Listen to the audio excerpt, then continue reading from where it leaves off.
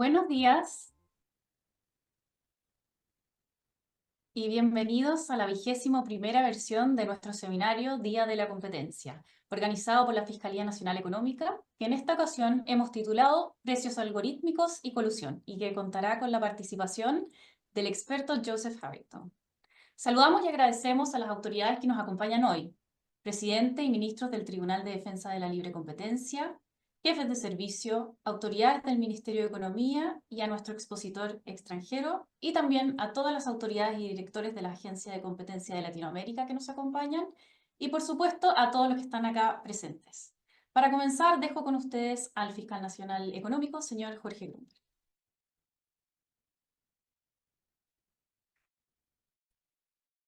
Muy buenos días, bienvenidas y bienvenidos a la 21ª versión del Día de la Competencia. El Día de la Competencia es una tradición muy querida para la Fiscalía Nacional Económica y sabemos que también para toda la comunidad de libre competencia.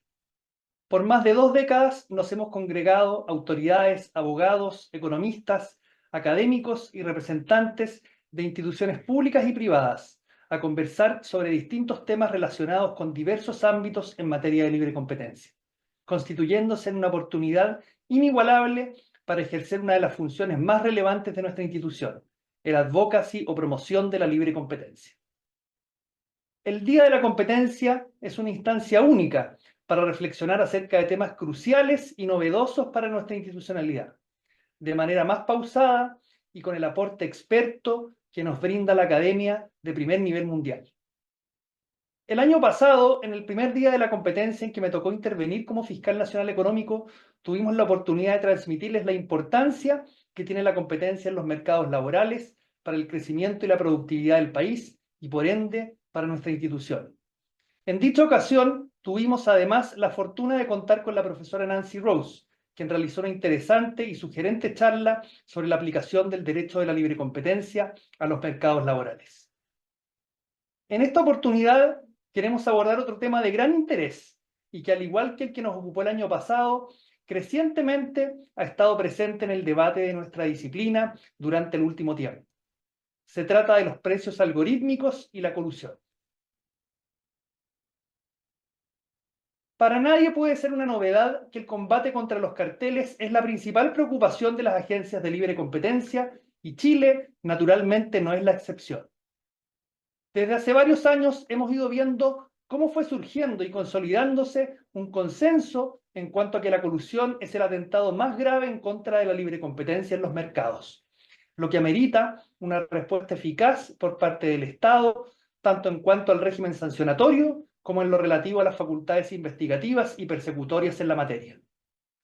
En este sentido, ha sido mérito de gobiernos, legisladores, instituciones, académicos y operadores del sistema en su conjunto que se fueran realizando, paulatina pero constantemente, modificaciones legales a nuestra normativa de libre competencia, que la han puesto a la par de las jurisdicciones comparadas más reputadas y que nos permiten señalar al día de hoy, con satisfacción y orgullo, que contamos con una institucionalidad robusta para hacer frente a los carteles y los ingentes daños que estos provocan.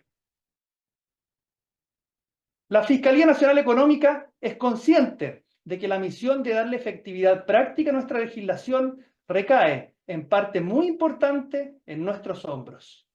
Por ello es que seguiremos trabajando incansablemente y actuando con la misma firmeza, convicción y rigurosidad de las que la ciudadanía y la comunidad de libre competencia han sido testigos a lo largo de los años. Para tal efecto, disponemos de diversas herramientas que gozan de buena salud y que por lo mismo deben ser ejercidas con la prudencia, discreción y eficacia que nos caracterizan, a fin de que sigan dando los frutos que Chile espera. En el conjunto de herramientas con que cuenta la Fiscalía Nacional Económica se encuentran de forma destacada las medidas intrusivas y la delación compensada, ambas incorporadas a nuestra legislación en el año 2009. Los casos de colusión en las industrias de gases y casinos, iniciados a través de los requerimientos que presentamos ante el Tribunal de Defensa de la Libre Competencia en abril y octubre de este año, respectivamente, son una muestra clara y concreta de la utilización de todas y cada una de las herramientas que nos han sido confiadas por el legislador. Registros telefónicos, interceptación de comunicaciones, allanamiento, incautación y delación compensada. Asimismo, estos casos son ejemplares en relación con las sanciones y medidas que el Tribunal de Defensa de la Libre Competencia y la Corte Suprema pueden imponer conforme a la normativa vigente, las que han sido solicitadas por la Fiscalía en el entendido de que los carteles deben ser sancionados eficaz y disuasivamente, y además que los efectos anticompetitivos en el mercado deben ser corregidos, máxime si el erario público ha resultado afectado. Con todo, no perdemos de vista la consideración de que los carteles son una actividad eminentemente clandestina y que a la par de la consolidación de nuestro sistema de enforcement, la colusión se apoya en tecnologías cada vez más sofisticadas que permiten que el encuentro de voluntades entre competidores pueda lograrse de formas más sutiles y encubiertas. En este sentido, lo que hasta hace unos años era un ejercicio meramente teórico, esto es, que pudieran utilizarse algoritmos para lograr equilibrios supracompetitivos en el mercado, es actualmente una realidad que debemos enfrentar. Desde hace algunos años, la Fiscalía Nacional Económica se ha venido preparando para lidiar con nuevas realidades en materia de infracciones anticompetitivas. En este sentido, sabiendo que un sistema de defensa de la libre competencia que se precie de ser efectivo se basa en la utilización tanto de herramientas de investigación reactivas como proactivas, nos hemos preocupado de consolidar el uso de las primeras y de desarrollar y fortalecer las segundas. Prueba de lo anterior es que durante la última década, la mitad de los casos de colusión requeridos por la Fiscalía ante el Tribunal de Defensa de la Libre Competencia han sido producto de investigaciones iniciadas de oficio. Como parte de estos esfuerzos permanentes, en septiembre de 2020, la Fiscalía Nacional Económica creó la Unidad de Inteligencia, un equipo multidisciplinario compuesto actualmente por un abogado jefe, un científico de datos y un desarrollador de software, que adjunto a las labores de la División Anticarteles, se ha esmerado en desarrollar herramientas investigativas digitales para fortalecer la persecución de carteles. En muy poco tiempo, la Unidad de Inteligencia ha sido un pilar muy relevante en el perfeccionamiento y profesionalización de las labores investigativas más clásicas de la División Anticarteles, y además en la generación incipiente de herramientas computacionales basadas en el uso y análisis de datos y en el screening. La conformación actual de la Unidad de Inteligencia tiene como propósito llevarla a una siguiente etapa de desarrollo, enfocada en la detección de conductas anticompetitivas y en la consolidación de herramientas efectivas para dicha finalidad. Si bien es cierto que las ambiciones de la Unidad de Inteligencia también tienen por objeto los mercados y conductas tradicionales, dada su familiaridad y experticia con el uso de la tecnología, la unidad está ineludiblemente orientada a los mercados digitales y a los infractores que usan la tecnología al servicio de sus propósitos anticompetitivos. Mi voluntad clara como Fiscal Nacional Económico es seguir apostando por el fortalecimiento y crecimiento de la Unidad de Inteligencia, de tal manera que las herramientas de Data Science que ésta pueda generar, como algoritmos de aprendizaje automático y otros instrumentos de inteligencia artificial, estén al servicio de las distintas divisiones de la Fiscalía Nacional Económica. Para ser exitosa, la Unidad de Inteligencia está llamada a seguir bebiendo de la experiencia comparada de las agencias con más trayectoria en estas materias, con las cuales tenemos una comunicación fluida y permanente, de modo tal de erigirse en la unidad experta en el manejo de grandes volúmenes de datos que puedan recopilarse de fuentes públicas y de organismos tanto públicos como privados. En este contexto, merecen ser destacadas de manera particular herramientas que se han originado y consolidado al alero de la colaboración con otras instituciones públicas. Un primer ejemplo dice relación con una herramienta de consulta que se sirve de la sistematización de datos provenientes del Servicio Nacional de Aduanas, que ha permitido identificar los principales importadores y exportadores de ciertos productos, así como también estimar niveles de concentración en los mercados y variaciones de precios que puedan ser indiciarias de conductas sospechosas. Asimismo, con la Dirección de Compras y Contratación Pública, Chile Compra, tenemos una relación estrecha en base a años de trabajo conjunto que desde hace un tiempo estamos en proceso de profundizar aún más. El objetivo trazado es poder procesar y analizar grandes cantidades de datos provenientes de su base de licitaciones públicas con el objeto de identificar de manera más efectiva conductas anticompetitivas y en particular detectar a través de screening colusiones que puedan estar afectando el resultado de las licitaciones públicas del país. En ello nos encontramos trabajando arduamente y confiamos en que oportunamente seremos capaces de cosechar lo que hoy estamos sembrando. A propósito del tema específico que en este Día de la Competencia nos convoca, quiero comenzar por señalar que la Fiscalía Nacional Económica no tiene un sesgo contra los algoritmos y su uso empresarial. En efecto, estos, como herramienta de programación, permiten hacer más eficientes procedimientos que facilitan la toma de mejores decisiones comerciales que pueden redundar en beneficio del proceso competitivo y de los consumidores. Asimismo, los precios algorítmicos pueden generar eficiencias, en tanto permiten responder de manera más ágil y expedita a la información de los mercados y, entre otras ventajas, satisfacer de manera más personalizada los intereses de los distintos agentes económicos. Sin embargo, la determinación de precios en base a algoritmos también puede presentar riesgos anticompetitivos, que dicen relación, entre otros aspectos, con la facilitación de la colusión o coordinación entre competidores.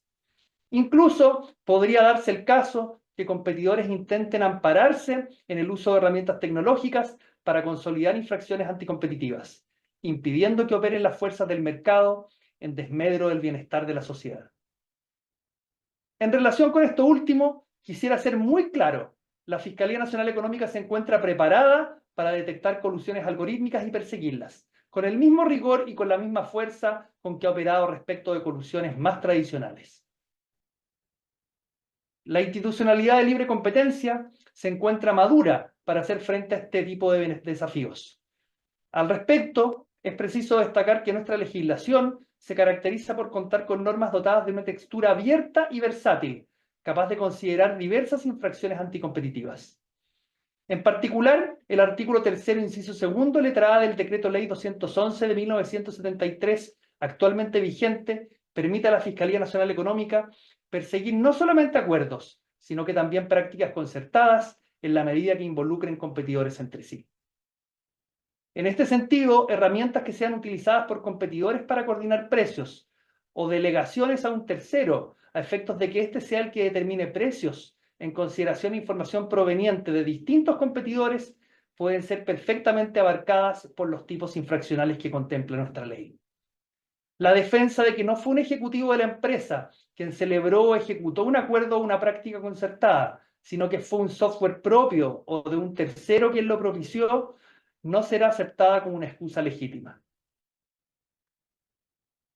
Ciertamente, las instituciones públicas encargadas de resguardar la libre competencia tenemos un importante desafío por delante. También lo tienen las empresas, que se sirven de herramientas tecnológicas para personalizar sus precios y otras condiciones de comercialización. A ellas les asiste el deber de velar porque dichas herramientas no se pongan al servicio de la realización de infracciones anticompetitivas. Somos unos convencidos de que los programas de cumplimiento tienen un rendimiento práctico muy importante, por lo que deben ser alentados y promovidos.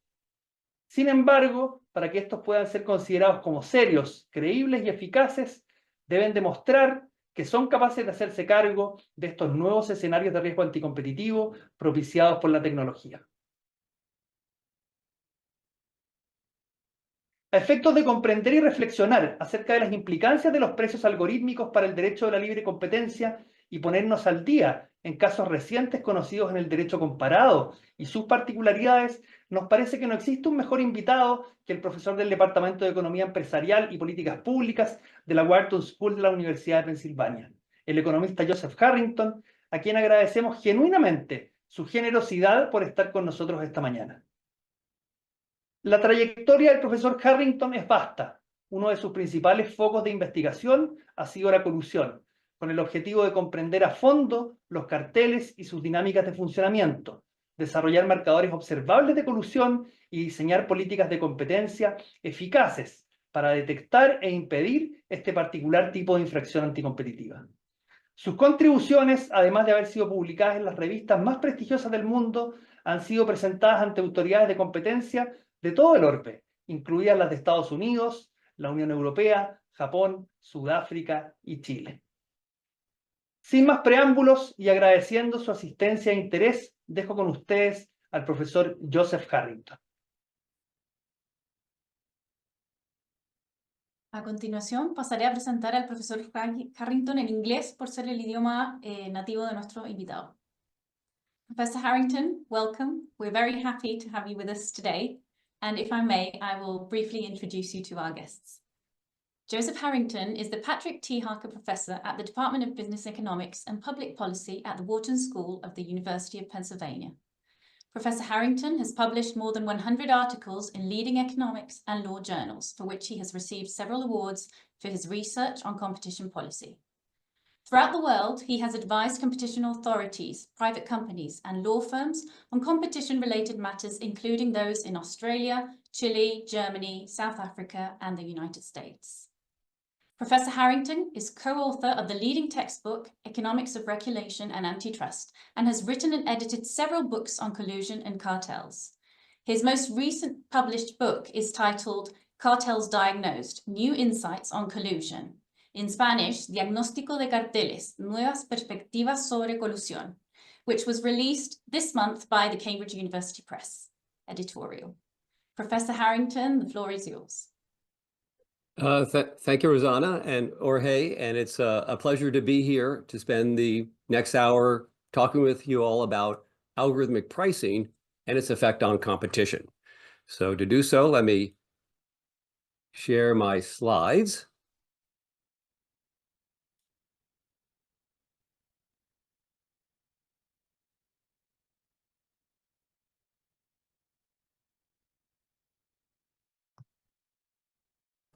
Okay, so I presume you all can see my slides?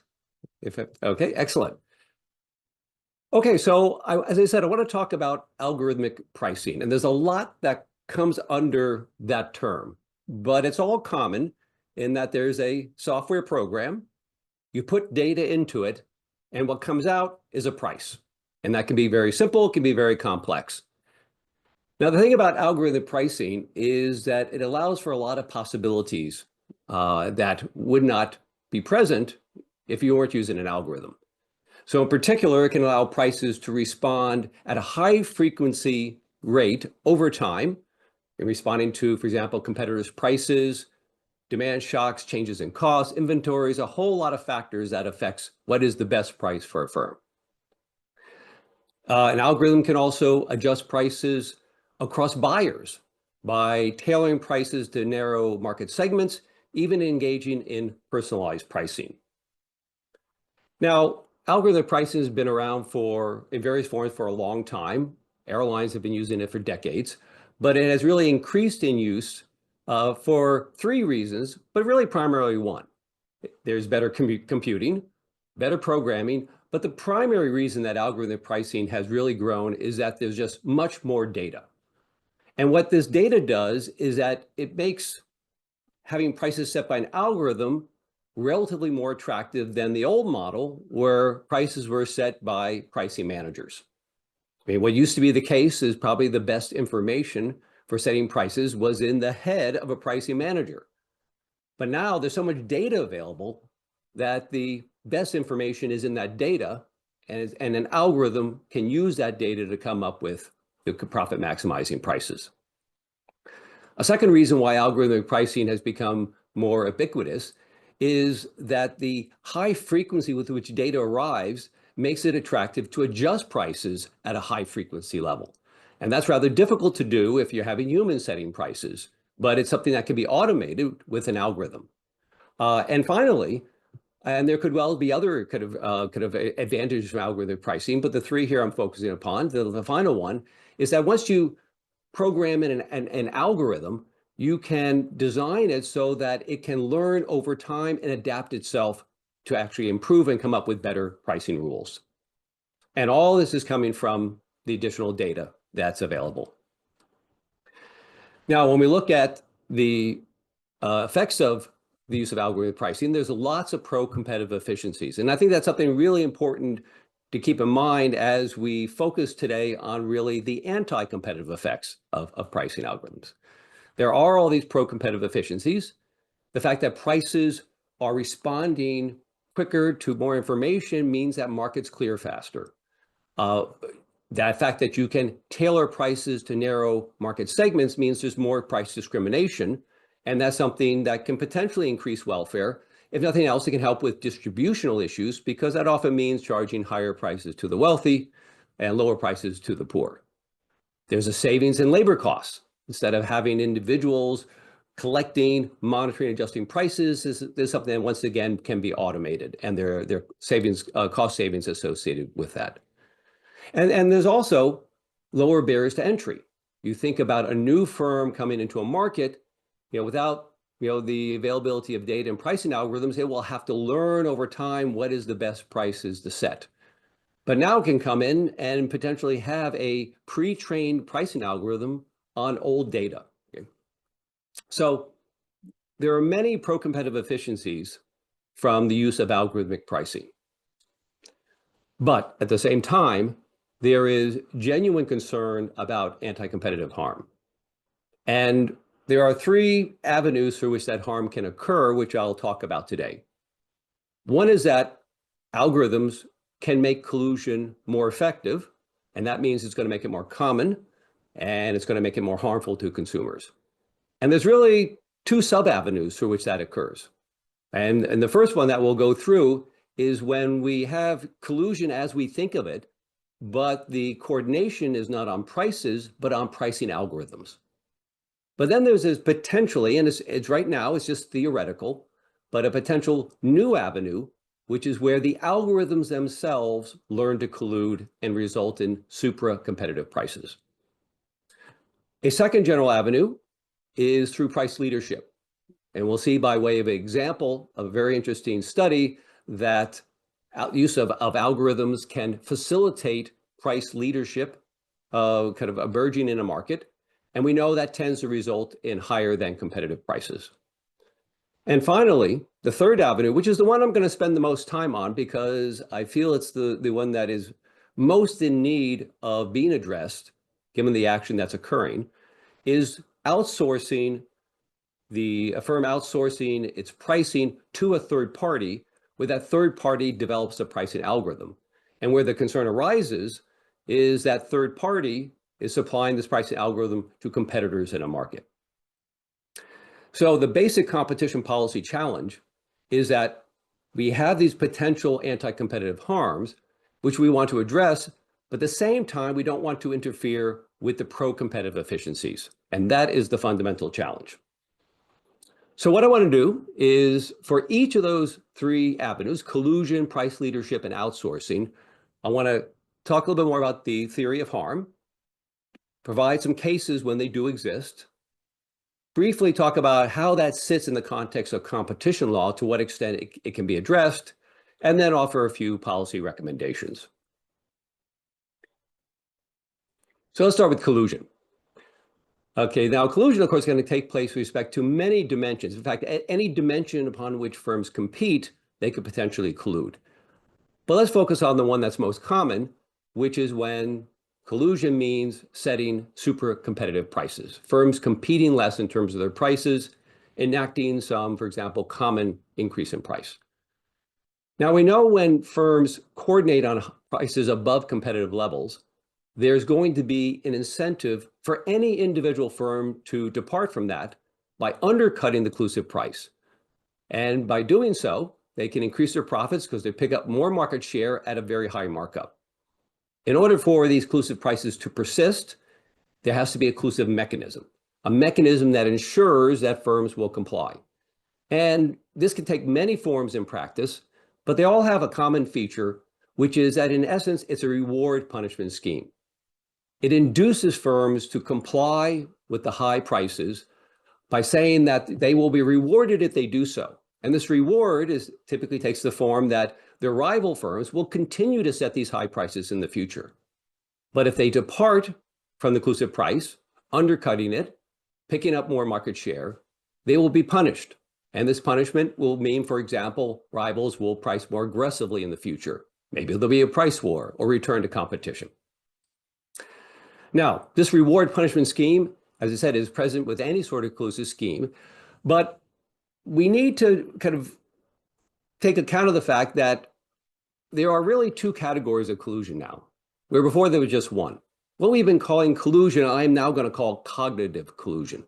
which is where managers are trying to achieve mutual understanding to raise prices. There, managers clearly have intent to raise prices and cause harm. But now we have this other form of collusion, algorithmic collusion, where managers do not have the intent, but rather learning algorithms actually learn to collude without the design of the managers. So let's first talk about cognitive collusion and how that can be impacted by the presence of pricing algorithms. So in order to do so, we want to think about the challenges that firms face when they collude. And there are three. They have to, first of all, coordinate on higher prices. They're right now at competitive levels. They have to somehow agree to some higher prices. As I already mentioned, there's an incentive for them to depart from any sort of agreed upon higher prices. So there has to be monitoring of all firms' prices to ensure that there's compliance. And finally, there has to be punishing when there's evidence of non-compliance in order to provide the incentive for everyone to comply. So let's think about how algorithms can assist firms when they're colluding to effectively coordinate, monitor, and punish. So the coordination one is kind of easy. You think about firms without pricing algorithms, they're going to collude, they have to communicate and they agree upon a price. If there are change in market conditions, such as demand is stronger or weaker, they have to meet again and agree on yet another price. And one of the things we know about collusive pricing is that it tends to be less responsive to market conditions than competitive pricing. And I think that's partly due to the fact that the firms have to coordinate and firms cannot individually on their own change price. Well, all of that becomes easier if instead they coordinate pricing algorithms, where those algorithms are designed, programmed for price to adjust to market conditions. So this means that collusion can be made more profitable because the collusive price can adjust to, for example, go up when demand is stronger. Okay. On the monitoring side, we can think about instances in which these are online companies, their prices are online, that provides a lot of transparency, and so that you can really program the algorithms to monitor the prices of other firms. And this will be instrumental when we get to then the next issue, which is punishing. The fact is you could have pricing algorithms that program in how you will respond to another cartel member should they depart from the collusive price by, for example, matching that price or undercutting it. And if that's understood that that's programmed into the pricing algorithms, that's going to discourage any sort of departure and make collusion more stable. To give you just a very brief example, there was a case pursued by the competition authorities in the US and the UK involving retailers of wall posters on Amazon Marketplace. These two retailers were GBI and Trod. And to be clear here, they're engaging in exactly the type of communications that we're used to with a cartel. And so, for example, here's an internal email from GBI, which says that Trod, its competitor, has agreed not to undercut us on Amazon, and I've agreed to reciprocate. We will therefore be aiming to be the same price wherever possible. This is exactly the type of evidence that we use just to prosecute firms. What they did here, though, was not to agree to a price, but to a pricing algorithm. And what this algorithm would do, it would scope basically on the web for prices of other online retailers of wall posters. And then the algorithm would set a price just below that. So GBI and Trod were no longer competing with each other. They were setting a common price, but they did continue to compete against other retailers. Okay. Now, coordinating pricing algorithms in that manner is going to make collusion more common, more durable, and less detectable. More common just because it makes it more profitable. So now it's more likely that firms will want to pursue collusion. It's going to make it more durable because of the fact that monitoring and punishing is more effective. There's less likely to be a breakdown, less likely to be a price war. And less detectable because of fewer meetings. They can meet, agree to pricing algorithms, and they may not have to meet again for quite a long time. Now, in terms of competition policy, the fact is this kind of conduct just clearly comes under existing competition law. It's just a more sophisticated form of collusion, where I think the more important dimension is that we need to focus upon regards to policy is detection, in particular cartel screening. Just as in the case of the wall posters, these prices were online. They are accessible. They're also accessible by a competition authority. And the question is, what can we do in terms of monitoring those prices in order to see when there's evidence of potential collusion? That is, behind the scenes, some retailers, some firms have decided they're going to coordinate their pricing algorithms. Now, this is an unexplored area, but let me just give you a little flavor of what can be done here. If you think about the pricing algorithm that was used by Trod and GBI, it's a common form, which is the pricing algorithm identifies a set of rival firms, and then it specifies what the price should be vis-a-vis the price of those rival firms. For example, matching the lowest price, setting a price just below it, and so forth. So one thing to potentially look for in prices is to see whether some firms' pricing algorithms, as reflected in their prices, has suddenly changed in a coordinated manner. So maybe you could detect from the prices that firms have actually a pricing algorithm that tends to undercut prices of rivals. And then all of a sudden you notice that retailers A and B, their prices aren't undercutting each other, but instead matching each other. Or something that's even more striking is who is in the set of rival firms as programmed in the pricing algorithm.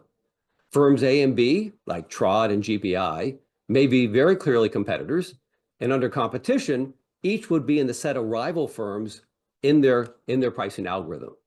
Well, if we all of a sudden see that firms are excluding certain other firms, as in the case of the wall posters, where Trod and GBI no longer included each other in the set of rival firms, that would certainly be indicative of the fact that there's some coordination of pricing algorithms.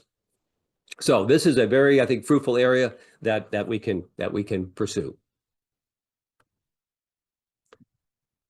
So all that I've been talking about is what I'm calling now cognitive collusion, because it involves the cognitive processes of managers. And so now let's think about algorithmic collusion. Okay, so here we're thinking about learning algorithms are learning to set super competitive prices without any intent from the managers who put in place those learning algorithms. The research question here, which has been getting a lot of research, is trying to address the question, can learning algorithms learn to collude? The answer is kind of complicated, a lot of nuances, but the bottom line is yes, they can. So let me get a little more specific about what's involved in terms of learning algorithms learning to collude.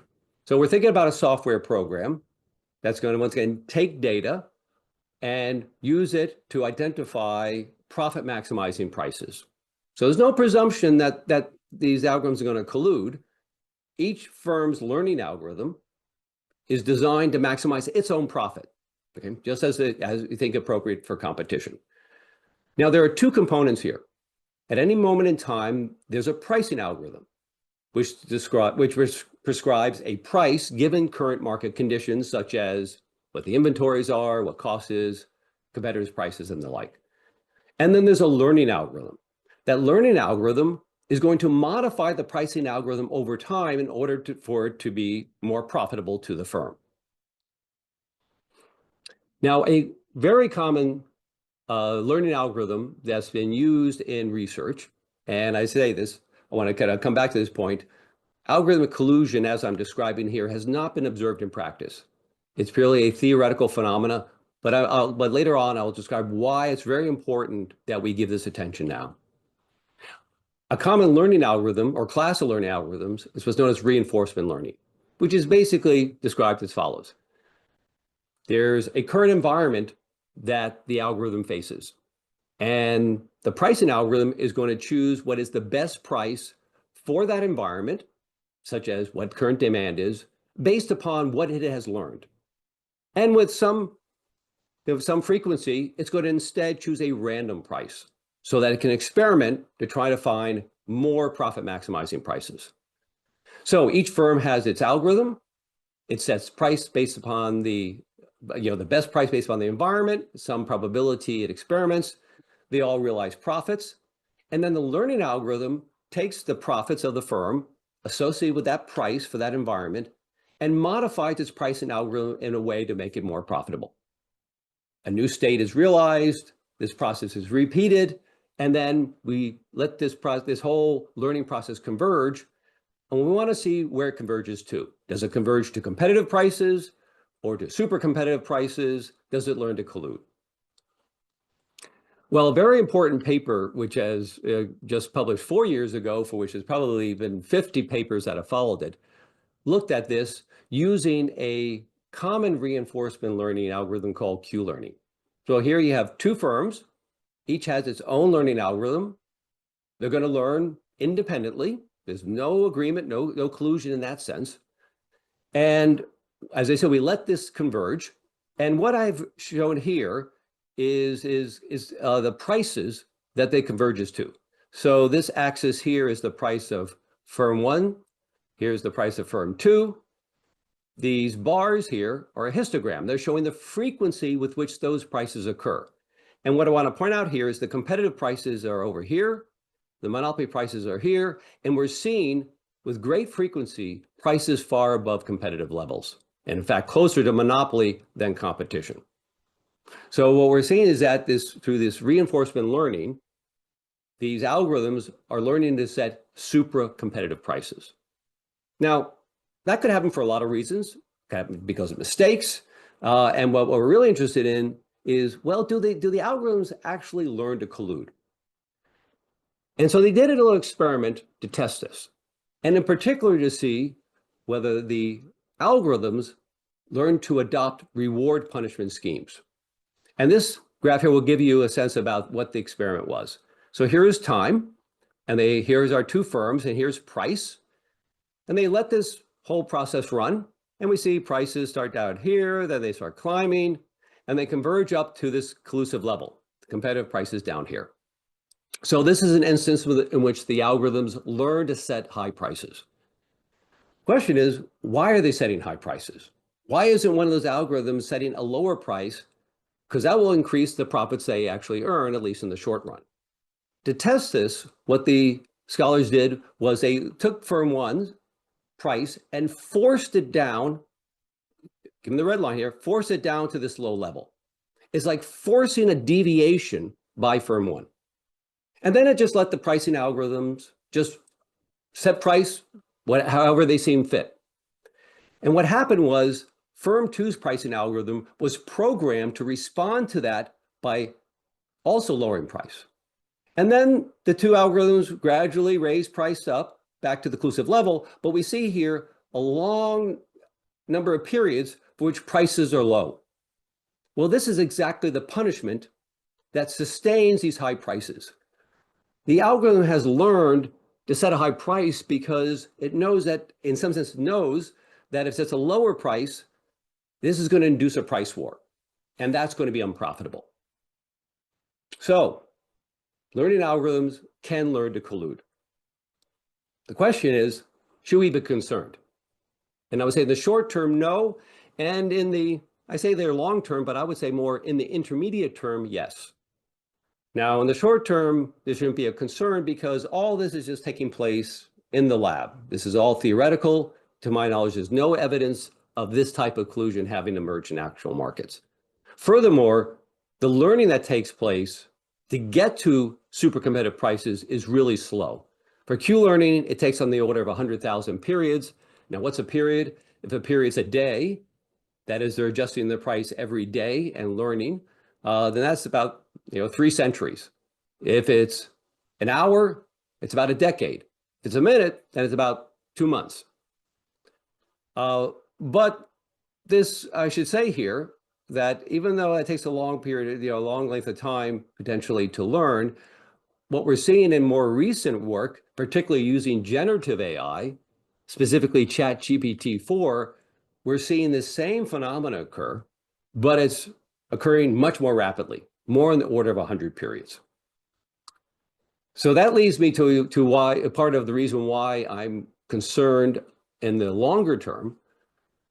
First of all, AI advances could make this much more viable, but also, and most critically, competition law is defenseless against algorithmic collusion. Competition law is designed for cognitive collusion. The law prohibits agreements. An agreement is a mutual understanding among firms to restrict competition. And we use as evidence of an agreement, we use communications that facilitate that mutual understanding. But none of that is present when algorithms collude. There's no human intent, there's no communications, there's no agreement, there's no violation of competition law. So with cognitive collusion, the remedy that we have pursued is prohibiting certain communications. What's certainly in the US, and I think most jurisdictions, what's literally unlawful is an agreement, a meeting of minds. But of course, you can't directly observe a meeting of minds. So we instead use communication as evidence of that meeting of minds. And that's, in essence, what we prohibit. That's not going to be an avenue for addressing algorithmic collusion. But there is an alternative avenue, because while we cannot get in the mind of managers and see whether they have a meeting of minds, we can get inside algorithms. And we can potentially restrict how learning algorithms learn. We can restrict what properties the pricing algorithms they have adopt. And this is where research is really important, because the research is going to kind of instruct us in terms of what is it about a learning algorithm that produces collusion. And once we learn that, then we can think about how we can restrict those learning algorithms so it doesn't produce collusive prices. But here, most critically, we're going to have to revise competition law to address this form of collusion.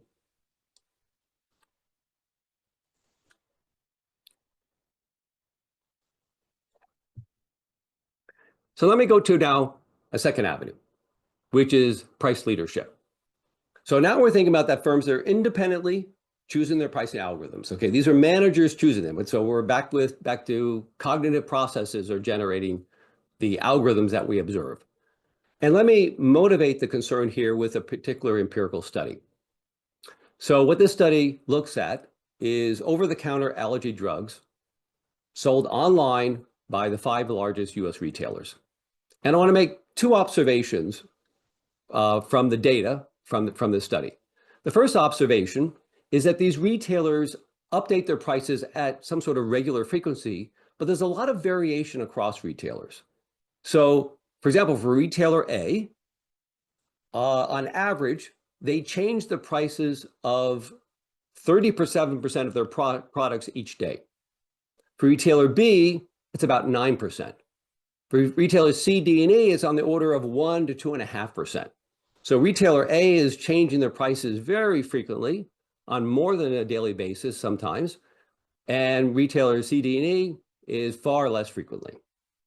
And we can kind of see this here by looking at their prices over time on average. So this, what we see is this axis here is the percentage of products with price changes. This is the averages over 7 days from Saturday, Sunday on through Friday. And we can see retailers A and B, they're changing lots of prices over the course of the day and the week. Retailer C, however, they're basically changing prices once a day. In fact, they're doing so between 3 and 6 in the morning. And retailer D is just changing prices once a week. So we see this variation in the frequency with which retailers adjust their prices. The second observation is that the frequency with which prices change correlate with the level of prices. So recall that retailer A is the one who changes prices most frequently, and B next most frequently, and so forth. Well, retailer B's prices are higher than retailer A's. Retailer C's are higher than retailer A's, and just let's look at the extremes here. Retailer A, who's changing its prices basically daily, if not more frequently, retailer E's prices are 33% higher than retailer A's. And retailer E is one that's kind of changing prices once a week. Okay. So what do these 2 different facts tell us? They tell us that what has emerged here endogenously is a price leader-follower relationship. Think about that retailer who's setting prices just once a week, retailer D and E basically. Well, they know that other retailers are changing their prices more frequently, daily. So when they raise price, for example, on Sunday, they know come Monday, retailer A is going to respond to that. And what this means is that the weekly adjusting retailers are going to act like price leaders, and the daily adjusting retailers are going to act like price followers. And price leader follower, we know, results in higher than competitive prices. So here, what algorithms, how they facilitated that is the fact that you can program in the frequency with which you adjust prices gives a certain level of commitment and stability to this type of relationship. And it's really quite striking when you think about it, because ex ante, you wouldn't necessarily think that these 5 retailers should have really any systematic difference in the frequency with which they change prices. But we see this variation, and it's fully consistent with the fact that they have endogenously established a leader-follower relationship. Now, what can we do here from a competition policy perspective? In the US and most jurisdictions, price leadership is harmful but lawful. And the reason that's the case is because there's really no remedy.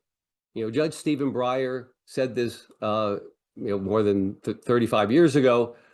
You know, how does one order a firm to set its prices without regard to the likely reactions of its competitors? That is, anything that would prohibit price leadership is going to interfere with the competitive process. However, what we can do is certainly prohibit any actions on the part of the firms to facilitate a leader-follower relationship. So we would like to prohibit firms from revealing aspects of its pricing algorithm to competitors that could potentially lead to that, or making public announcements just more generally that would facilitate it. So while we can't prohibit price leadership, we can certainly do things to prohibit actions that facilitate price leadership. Okay, so we covered the first 2 avenues. Now we get to the third one, which is where we're going to spend most of our time. And this is associated with firms outsourcing their pricing to a third party. And what that means, outsourcing, can be to varying degrees. But to give be clear about what we're talking about here, think about a third party as a data analytics company. And they say to firms, we're going to help you identify profit maximizing prices. So what a firm does is they subscribe to the service of this data analytics company. They share their data with it, their prices, sales, inventories. The data analytics company is going to take the data from all of the subscribing firms, as well as other data it can find, and use that to train a pricing algorithm. They have a pricing algorithm. They take data on current market conditions. They put that into the pricing algorithm. And from that, they recommend a price to each of its subscribing firms. The firms have this recommended price, and they decide whether or not to implement it. That's what we're talking about here. This is occurring in a number of markets. It's been very active in the market for apartment rentals in the US. So here you have an owner of an apartment building wants assistance in terms of setting profit maximizing rents. So they go to a third party like RealPage or Yardi, provide their data to them, and RealPage comes back with recommended rents. Or in gasoline or petrol. This is occurring in Brazil and Germany, and I'm sure other countries as well. And in hotels, similarly. If you're Hilton Hotels, you're subscribing to Ideas, a data analytics company, to assist you in setting prices for your rooms. Now, firms could engage in this data analytics on their own. And some in fact do. As I said, airlines have been doing so for decades. But there are some efficiencies from outsourcing to a third party, especially for smaller firms. First of all, a third party is apt to have more experience and expertise. This is their primary business. While for a firm, determining price is just one of the many things they do. Secondly, a third party may have more data. If nothing else, they'll have data from all their subscribing firms. And finally, the third party is going to have stronger incentives to invest in the development of effective pricing algorithms. Because if they find one, they can sell it, license it to many parties, while a firm that develops it on its own, it will be the only one that can use it. And so what we have here is a fundamental tension for competition policy. There are efficiencies from a firm outsourcing its pricing algorithm to a third party. At the same time, if a common third party is recommending prices to competitors because all those competitors are subscribing to its service, we know that that runs a serious risk of anti-competitive harm, that a serious concern that firms are not independently setting their prices. These concerns have been expressed for a while. The OECD said a number of years ago, concerns of coordination would arise if firms outsourced the creation of algorithms to the same IT companies. And many competition authorities have similarly expressed such concerns. Here's one from the German Monopolies Commission saying a third party knows or accepts it could contribute to a inclusive market outcome. And it is even conceivable that they see such a contribution as an advantage as it makes the algorithm more attractive for users. And this is a very important point that we'll be coming back to. Now, if you listen to private litigants in the United States, those concerns have been realized. We have now more than 30 class action suits where the defendants are a data analytics company and firms subscribing to their service. We have a number of cases in the area of apartments, which I just mentioned. And in fact, the U.S. Department of Justice filed their own complaint this past August. We have a series of cases dealing with hotels, once again, with the data analytics company and subscribing firms. And there's one occurring in health services too. Now, of course, these are just claims, and we know plaintiffs have every reason to potentially exaggerate the claims that in terms of damages. But the fact is, we do have some empirical studies showing anti-competitive effect from using a third party's pricing algorithm. There's recently published a study of retail gasoline in Germany. So what we have here is we have some third parties, Calibrate, A2I Systems, where in 2017, they started kind of really marketing their services to retail gasoline companies in Germany. In the figure over here, what we have is plotted over time, the share of adopting stations for these different petrol companies.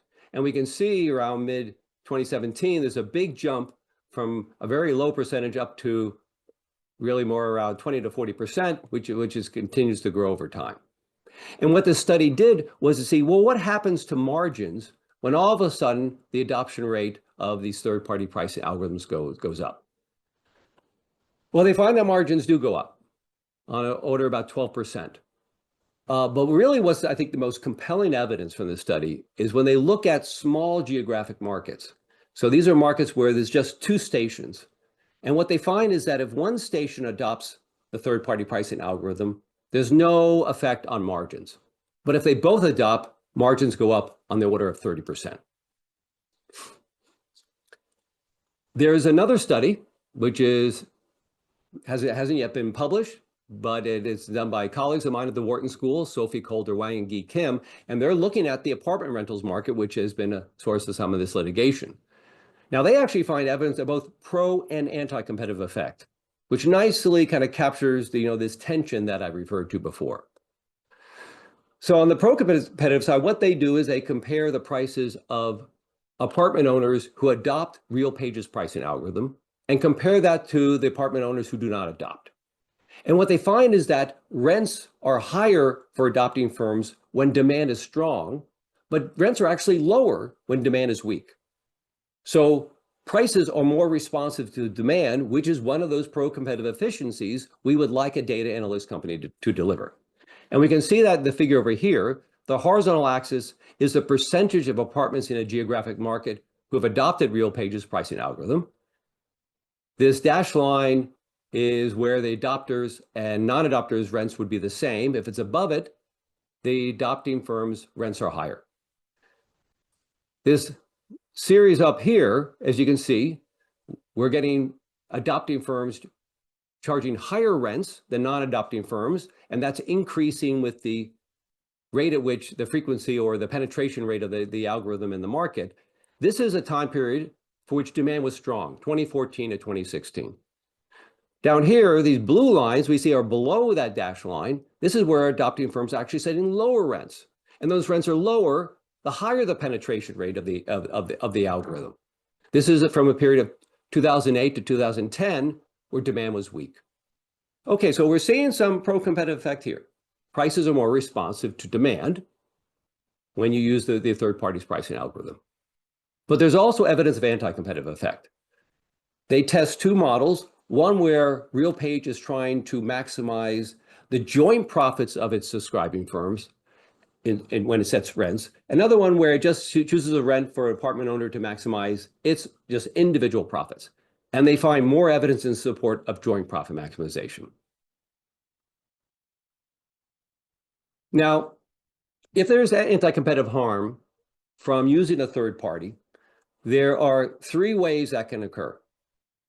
First of all, there could just be a price fixing agreement. That is, the third party subscribing firms have agreed to set super competitive prices. This is what's claimed in that private litigation. We know that this comes under competition law. This is illegal per se or by object, depending on the jurisdiction. Another potential avenue for harm is not through a price fixing agreement, but rather they're sharing information. That is, firms are sharing information through the third party. Depending on the jurisdiction, this could be illegal per se or by the rule of reason, that is by effect, because there can be pro-competitive effects.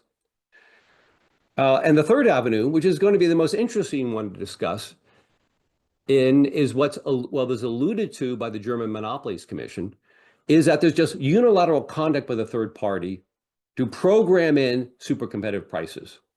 And they do so because they want to deliver value to the subscribing firms. And the subscribing firms are not in any way kind of aware of or participating in this, other than the fact that they receive the prices and they adopt them. The illegality of this is somewhat unclear, and we'll talk about that. So let's start with the price fixing agreement. Okay, so as I said, this is what is claimed in the litigation from plaintiffs, private litigation. To give you a flavor of it, here's from an apartments case where a plaintiff says, RealPage provides software and data analytics to lessors, that apartment owners, and has been facilitating an agreement not to compete on price. In hotels, it's stated that operator defendants have agreed to outsource their independent pricing decision-making to a single common pricing manager, Ideas, which is the data analytics company, which has willingly facilitated and enforced the conspiracy. As has been noted by Bill Baer, who used to be head of the antitrust division of the U.S. Department of Justice, he stated in recent congressional testimony that this is hub and spoke conspiracy. And certainly, if it's true what has been claimed in these complaints, that this is indeed a hub and spoke cartel, where the hub is a data analytics company and the spokes are those downstream subscribing firms. But something that I think the commentators, when they make this analogy, that don't quite appreciate is that there is some unique features when the hub is supplying as an input a pricing algorithm rather than as the kind of more normal input that's used in production, or where a manufacturer is the hub and it's providing its product to downstream retailers who are the spokes. Okay. So two differences, which are somewhat related, is first of all, I think it's going to be more difficult to prove an agreement when the upstream supplier is providing a pricing algorithm as opposed to the usual just input. Because you think about, to establish an agreement, you need to establish an agreement among the downstream parties, the subscribing firms. That's the rim. And the way that's typically done is to use communication between the upstream firm and each downstream firm, and use this bilateral communication to establish that the upstream firm created an understanding among the downstream firms that they would all set some high price. That's going to be more difficult here because the service provided by the upstream firm is all about the downstream price. You know, if you're supplying instead of normal input, you're talking about the upstream wholesale price or the input price. You don't need to be talking about the downstream price. But where you're supplying a pricing algorithm, that's exactly what you'll be talking about, will be the downstream price, which doesn't mean you won't be able to establish evidence through communication, but it's going to be more challenging. It's also more challenging with a remedy, because one might have a remedy which says that the upstream supplier should stop talking with downstream firms about what prices they should charge. Just supply your input. Talk about the price you'll charge for that input, but not the price that downstream firms will charge.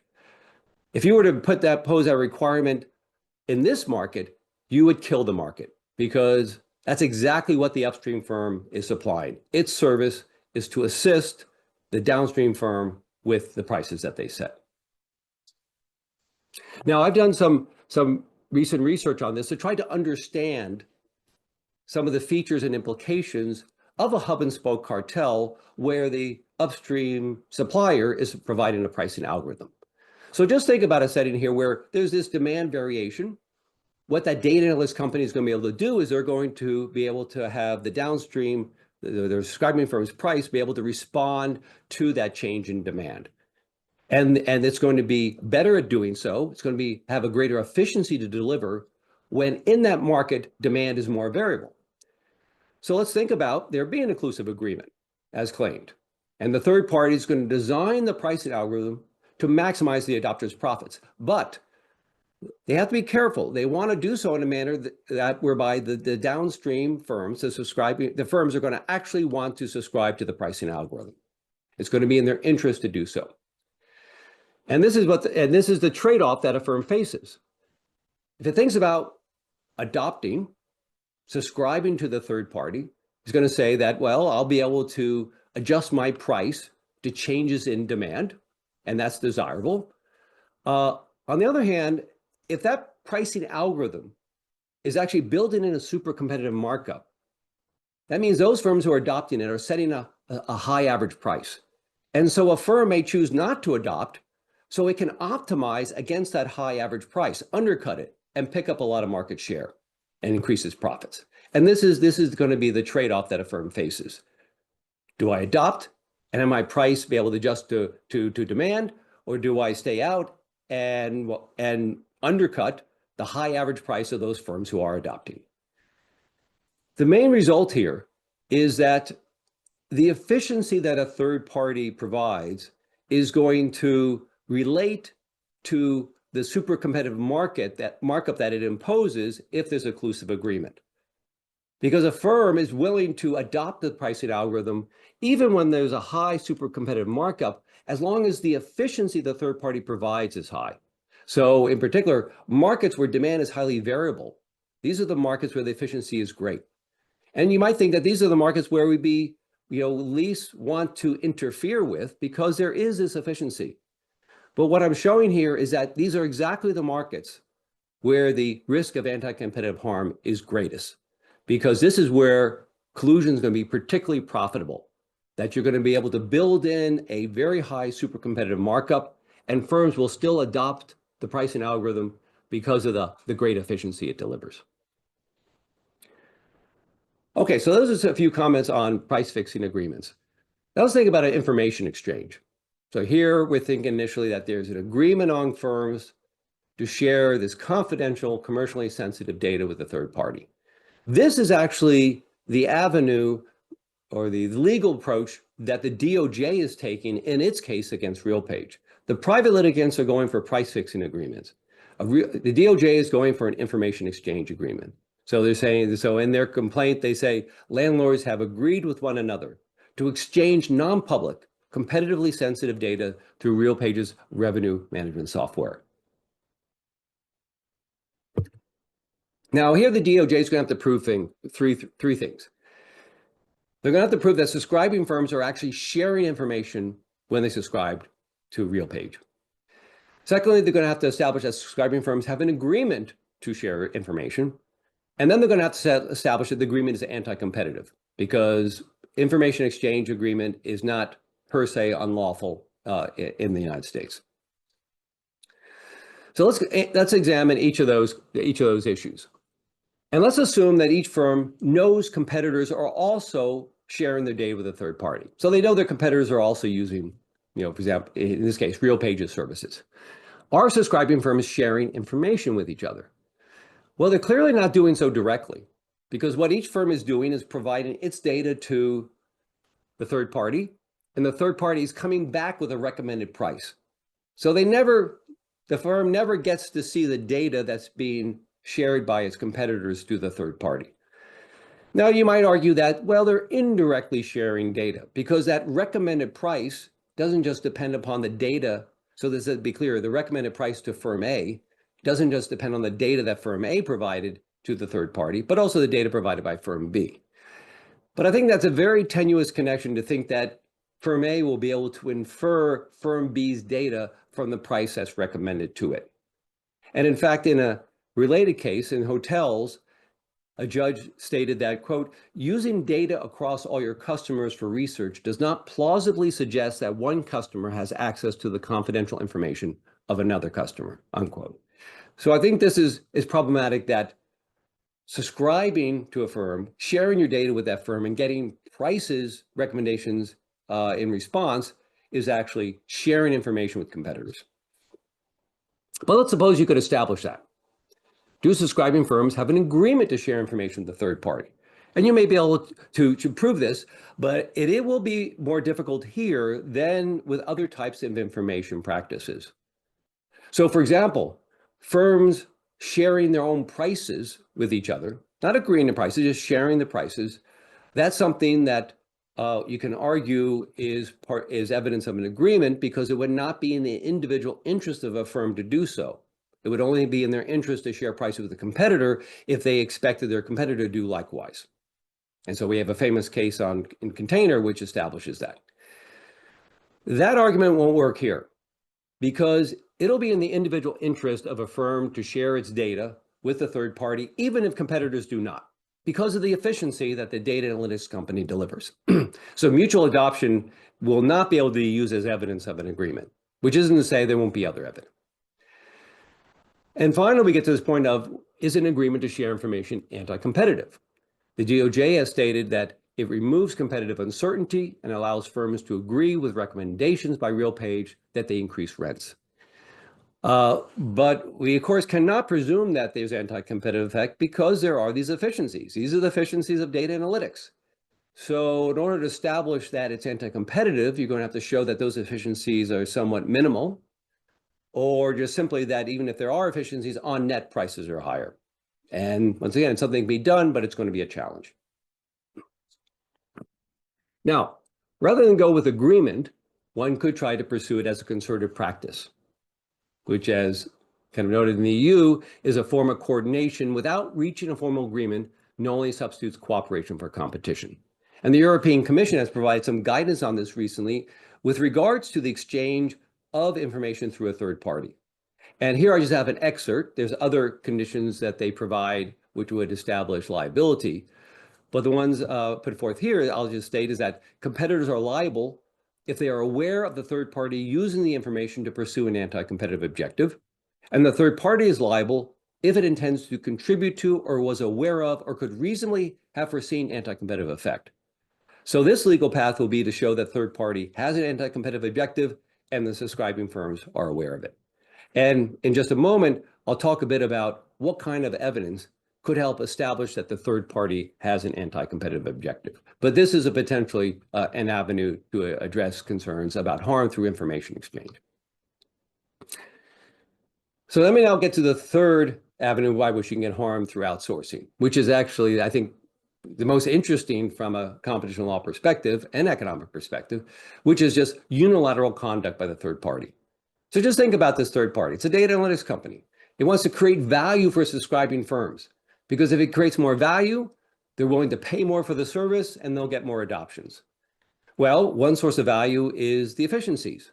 Having prices respond better to market conditions like demand and cost and inventories, as well as competitors' prices. But another source of value is just raising all firms' prices.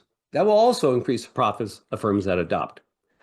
And so then this leads to the question, which is implicit in the quotation earlier from the German Monopolies Commission: does the third party have an incentive to build in a super competitive markup just so as to provide additional value to subscribing firms?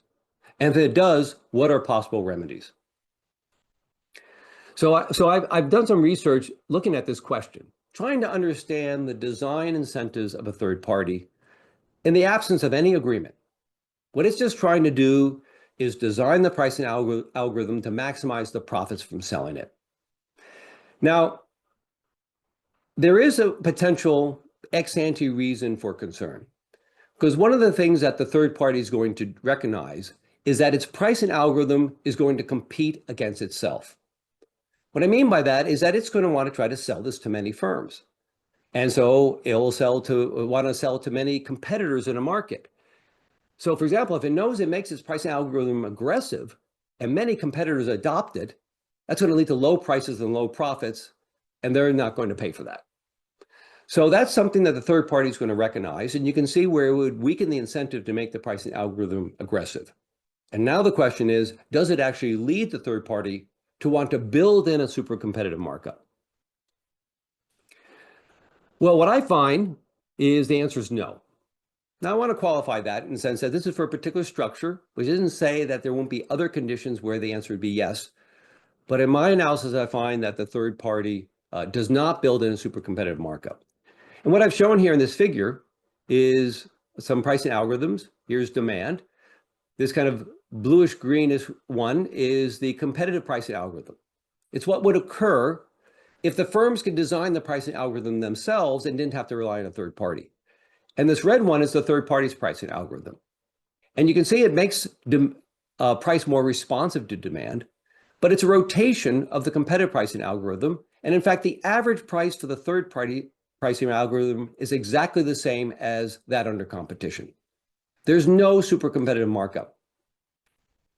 And the short reason why is the third party wants to design it to maximize the willingness to pay for its pricing algorithm, because that's going to allow it to charge a higher price.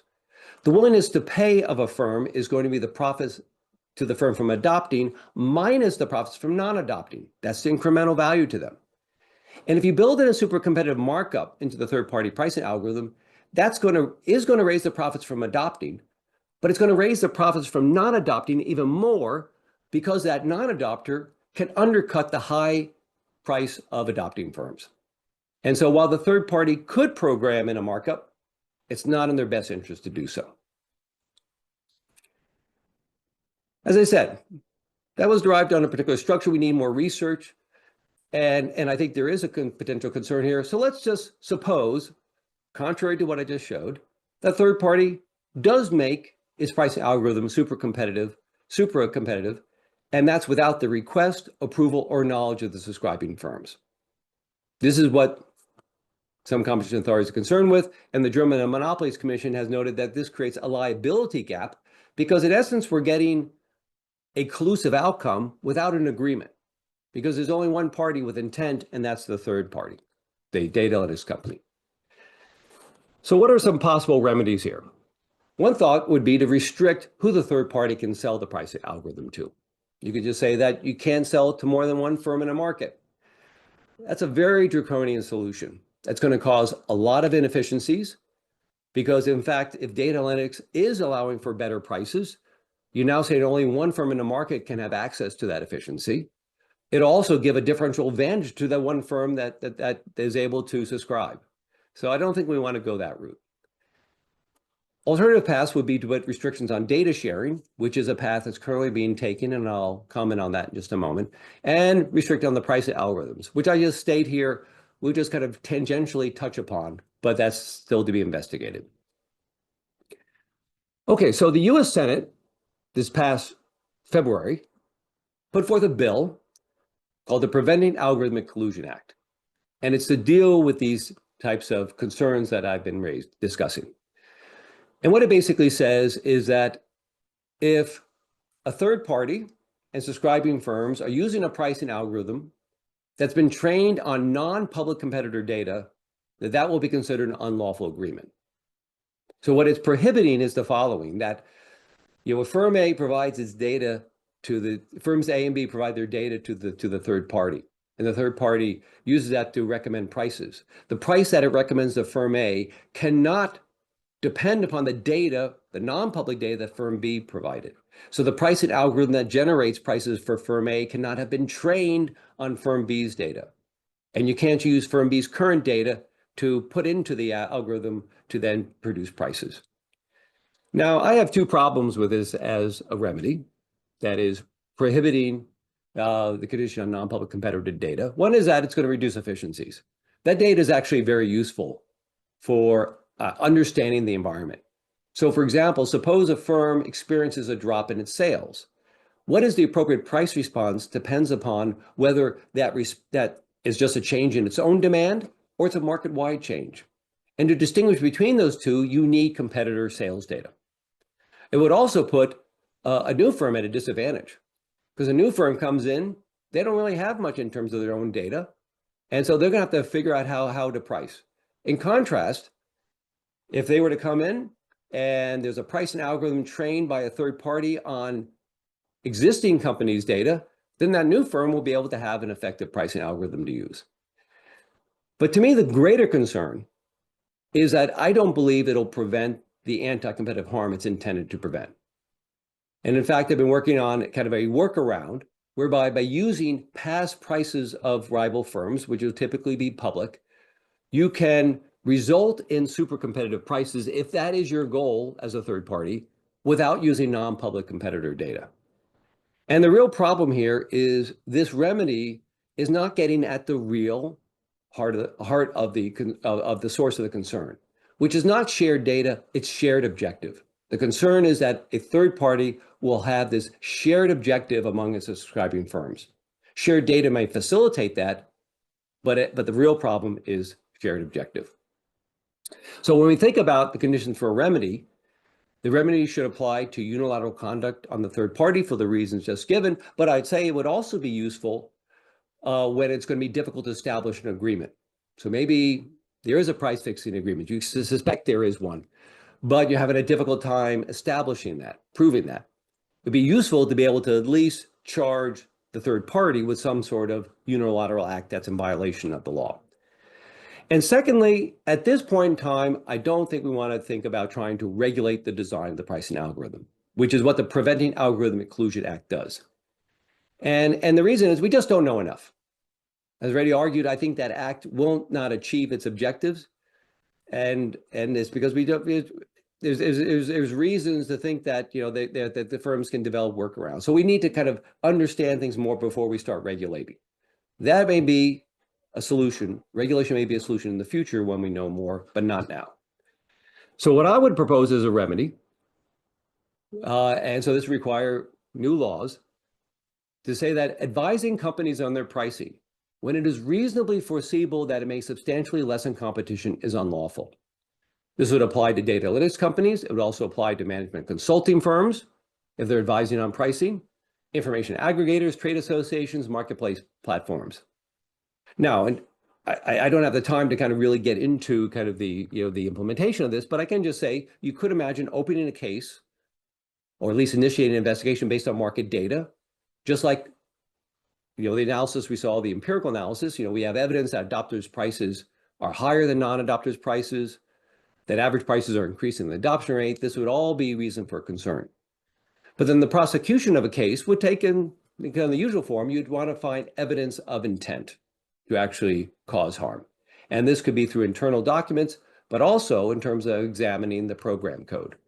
So it could be internal documents where you find that the third party has documents saying that the goal is to actually raise all subscribers' profits, not just maximize each individual firm's profits. Or maybe a goal to, or a plan to reduce competition, such as avoiding price wars. Okay. What's more interesting is what you might be able to learn by looking at the program code. So a program, if you think about a learning algorithm, is going to have an objective. And the question is, what's that objective? If it's an optimization algorithm, and we see that the third party's objective is to maximize joint profits or some sort of collective objective, that's something that is designed to create anti-competitive harm. So that would be evidence kind of in support of that there's a violation of this proposed remedy. With reinforcement learning, the question is, what is the performance metric? What is it that determines whether or not this price is good or bad? Are you using a firm's own profits or, once again, some sort of joint measure? And if you're using a joint measure, that's going to tend to lead to super competitive prices. Or you might find that the third party experiments not with individual price changes, but common price changes. Again, that's something that would lead to higher prices. Or it might use an inflated cost in its pricing algorithm. Or, as was kind of observed in this health services case, asymmetric overrides, where the third party will tend to just pass along high prices generated by the pricing algorithm, but tend to override what they perceive to be low prices, and instead artificially inflate them before passing along the recommendation to the subscribing firms. Okay, so let me now conclude. I've covered a lot of ground here. Let me just kind of summarize where things are at in terms of these various avenues. So let's go back to think about wall posters. Managers are simply communicating, coordinating pricing algorithm. That process exists. We've had cases. It's a per se violation of competition law, so the law is designed to handle it. What we really need to do on the policy side, enforcement side, is to develop better detection methods. Then we have the idea of learning algorithms autonomously colluding. So there's no human intent here. This is purely theoretical. It's not occurred yet in practice. However, the problem is it's not a violation of competition law. And here we need to think about revising competition law in order to be able to address it. For if it occurs, we do not want to be defenseless. We talked about firms independently adopting pricing algorithms that create a price leadership kind of relationship. This practice exists. It's not a violation of competition law. And here it's a bit of a challenge. You know, are we going to put it in the bucket of like tacit collusion? We don't accept it. I mean, we just accept it. Or could we think about restricting pricing algorithms? And finally, there's the idea of a firm's competitors adopting a pricing algorithm from the same third party. We've observed cases here. If there's an agreement among them, clearly falls under competition law, but it gets to be a challenge when in fact there is not an agreement. And so I think in particular, we need to think about a new competition law which addresses, concerns about the unilateral conduct of a third party. And with that, I will conclude, and thank you very much for listening. Thank you very much, Joe, for such an interesting talk. Muchas gracias, Joseph, por su interesante presentación. Con esto damos por finalizado el seminario Día de la Competencia. En nombre de la Fiscalía agradecemos a todos por su tiempo e interés y esperamos contar con su asistencia en el próximo seminario que realizaremos.